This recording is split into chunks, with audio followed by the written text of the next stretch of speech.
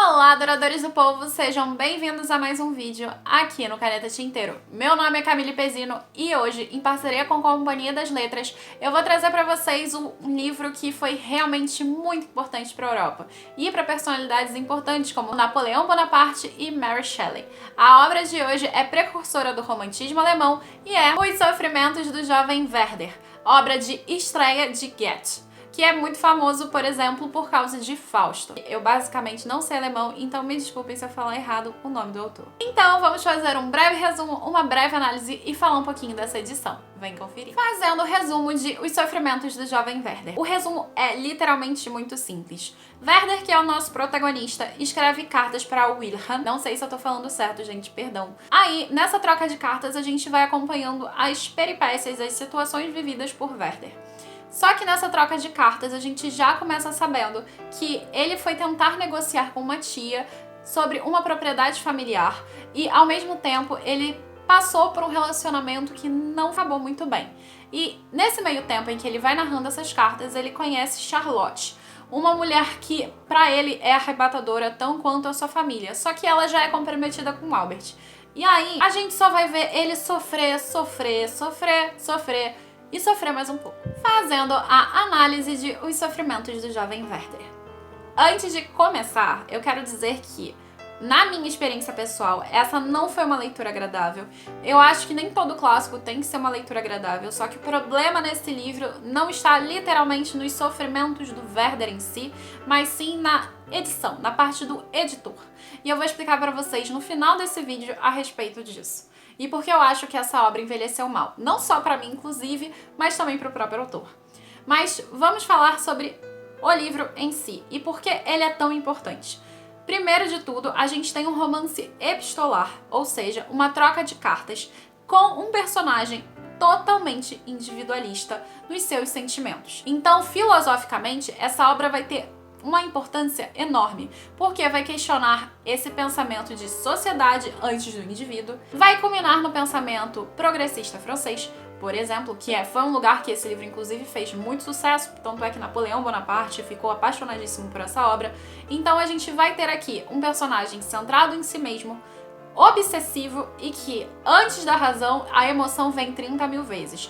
E essa é uma quebra de estereótipo que existia na Europa e tomou grandes proporções. Tanto tomou grandes proporções que não foi só citado, por exemplo, por Mary Shelley, que é uma das minhas escritoras favoritas. Eu não entendo porque ela gosta desse livro, mas tá tudo bem. Ao mesmo tempo, várias pessoas da época, tanto é que se tornou um best-seller e fez com que existisse uma coisa chamada efeito Werther. No jornalismo, inclusive, isso é usado, mas é um termo da psicologia que diz que você não pode divulgar suicídio. Você não pode ficar falando sobre suicídios porque o que vai acontecer são suicídios. Então, essa obra aqui ganha uma certa responsabilidade por vários suicídios naquela época, porque muitos jovens estavam imitando Werther e, ao mesmo tempo que isso estava acontecendo, as pessoas começaram a se vestir igual ao personagem. E isso me soa tão bizarro porque ele é tão chato. Mas enfim, então a gente vai ter um confronto entre a emoção e a razão. A razão vai ser o Albert e a emoção vai ser o Werther, e vão ser representações analógicas dessa sociedade, de como tudo aquilo funciona.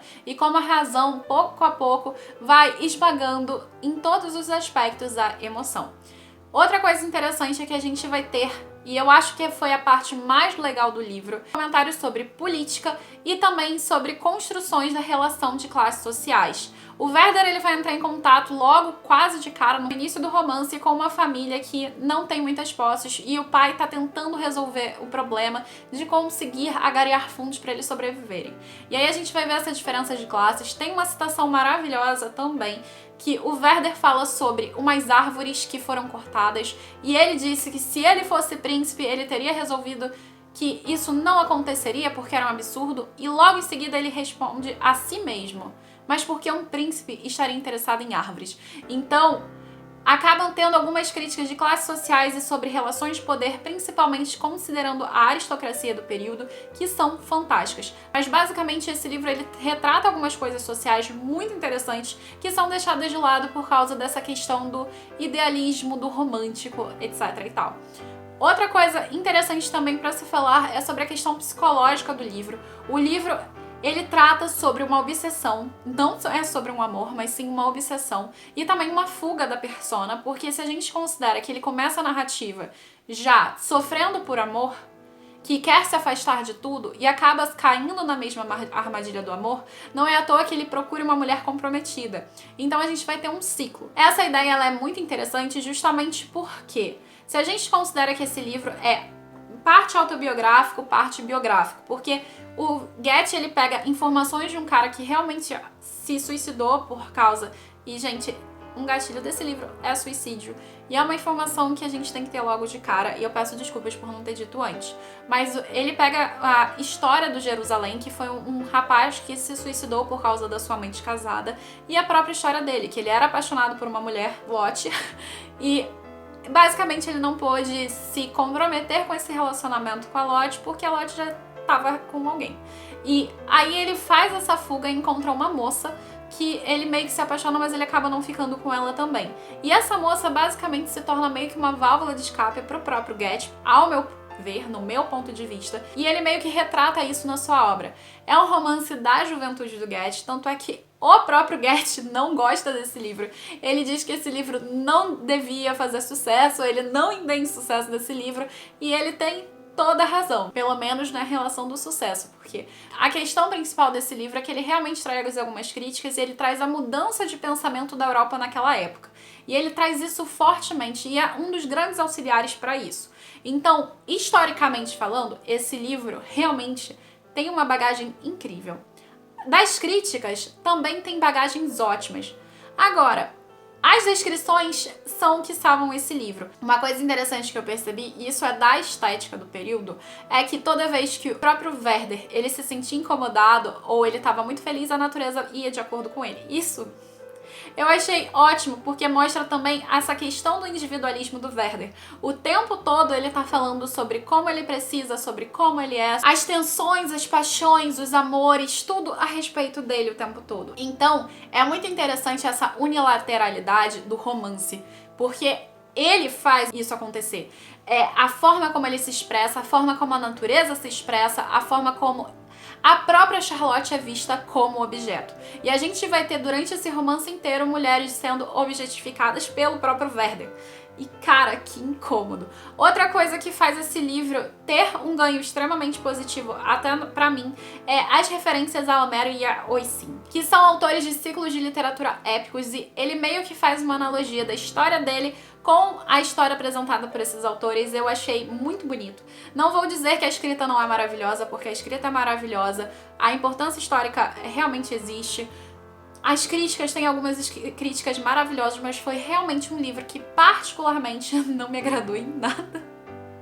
Eu realmente não queria ter lido esse livro, eu acho que eu queria desler esse livro. Porque eu entendo que o individualismo dele é uma coisa importante para aquela época, mas o que mais me incomoda, e aqui a gente vai para uma parte com spoiler, se você não leu esse livro, muito obrigada por ter assistido até aqui, que é a seguinte: eu não consigo engolir o fato de que o editor diz que a Lotte não arranjou nenhuma namorada pro Werther só porque ela estava apaixonada por ele. O romance inteiro fala sobre a unilateralidade do relacionamento entre eles dois, pro editor vir e quebrar isso. E ele quebra isso de uma maneira que é totalmente incoerente na minha perspectiva, porque ela rechaça, ela renega a relação que ele tem com ele, além da amizade. E me deu bastante nervoso. Agora eu quero falar um pouquinho dessa edição aqui. O material da Penguin, acho que a maioria das pessoas já conhece.